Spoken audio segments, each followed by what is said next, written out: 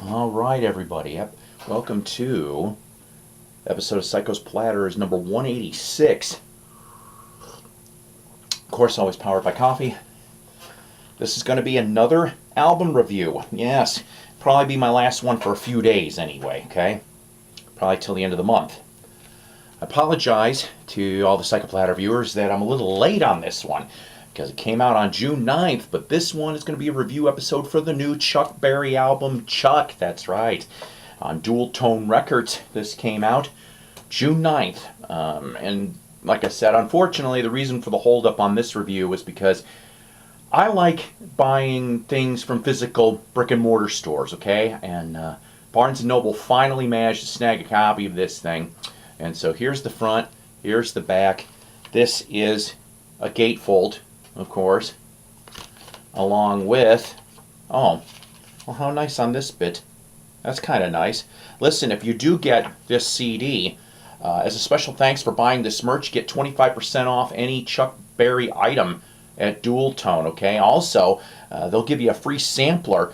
Go check out www.dualtone.com/sampler to download free new music. So that's kind of cool as well. I didn't even know that was in there. Surprise. This is what I was getting at, though. I know, black booklet. You've got little pictures here. A very nice two-page story on basically a shortened digest of Chuck Berry's life. The next two pretty much are the story in regards to the recording of the album, which I'll get to that in a second. It's actually about maybe 4 pages long, and then you get into the lyrics. Let me see if I can find some decent pictures. All of them are pretty small. Let's see here. Yeah, they're all pretty small, but still, nevertheless, that's your lyric booklet. Alright, so, as you all know, Psycho ends up doing research. And today's research, of course, yes, some of it does come from Wikipedia, some of it does come from chuckberry.com also. So, what happened here, like I said, this is his final studio album, as far as we know anyway, on this. And what I mean by that, I'll explain in a second, but this album was recorded between 1991 and 2014. It was mentioned on October 18th, 2016, on Chuck Berry's 90th birthday. He mentioned that the album was done and it was going to be released with a 2017 release date. He dedicated the album to his wife, Toddy is her nickname. So Berry dies March 18th, though, this year. Originally, the album was actually supposed to have an April release date. I remember reading that earlier in the year before he died, but they pushed it back to June. This is the first studio album from Chuck since Rocket on Atco Records in 1979. I have never found Rocket. I would like to hear people tell me that that one's a decent album. So Big Boys was the first single to come off of this. It came out March 21st, followed by Wonderful Woman, and then finally Lady Be Good. All of them come out as singles. You've got 10 tracks on here. Wonderful Woman, Big Boys, You Go to My Head, 3/4 Time, parentheses, Enchiladas, Darlin', Lady Be Good, She Still Loves You, Jamaica Moon, Dutchman, and Eyes of Man. Some of the things on here that I mentioned, out of all honesty, is that, let's see here, you've got, all the songs were written by Chuck Berry except 2. You Go to My Head is actually from 1938, and it was done by Fats Waller, Duke Ellington, and others over the years. And then 3/4 Time was a Tony Joe White song that he covered.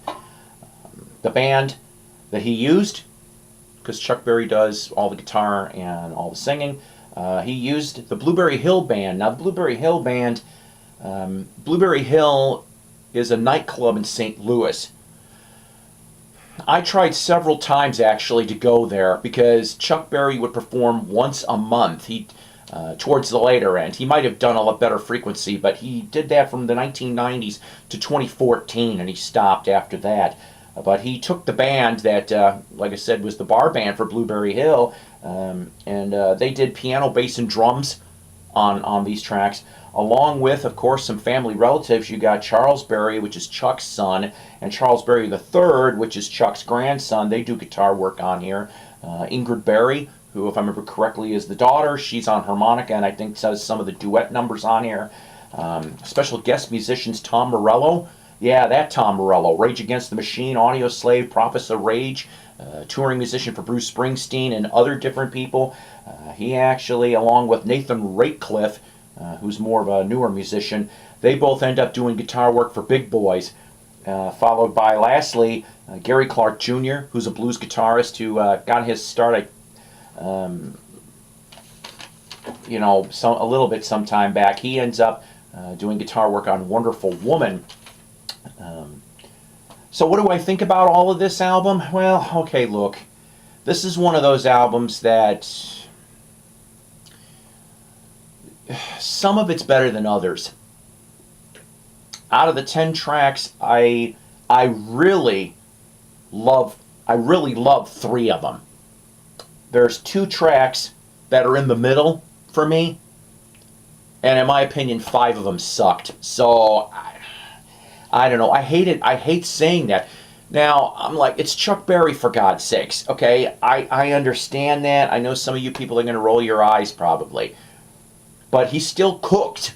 He cooked, and it's proven on Wonderful Woman, Big Boys, and Lady Be Good. Those are the 3 stellar tracks on this thing here. She Still Loves You and Eyes of Man, to me, were decent. But like I said, the rest of it, I mean, You Go to My Head and Darlin' are duets.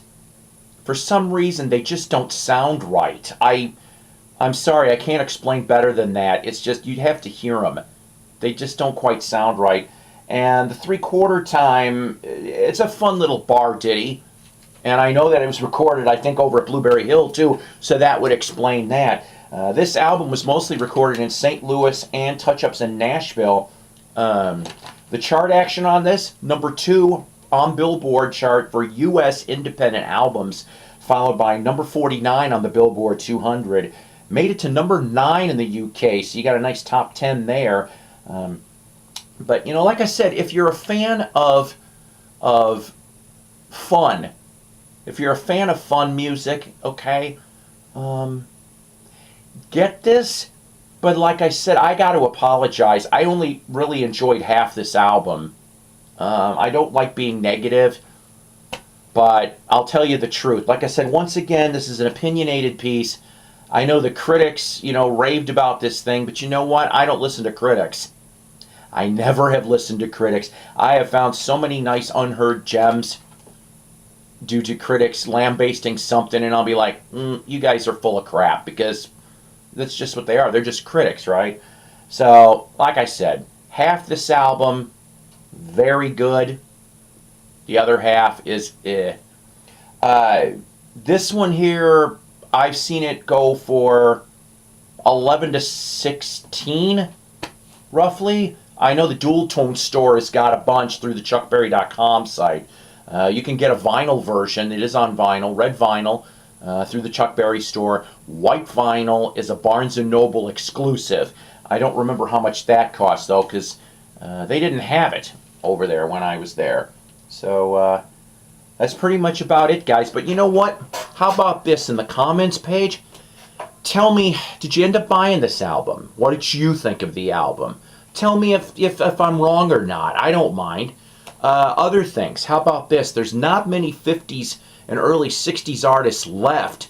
The last one to make any note of prominence, to me anyway, that I remember is Jerry Lee Lewis. He put out a couple albums, okay? I know Little Richard's sick, but he's still alive. One of the Everlys is still alive. Fats Domino. Man, how long has it been since Fats cut an album? Lloyd Price, I guess, cut an album in the last year or two, but I'm still trying to find that thing. There's not many left, guys. There's not many left. And who would you like to see?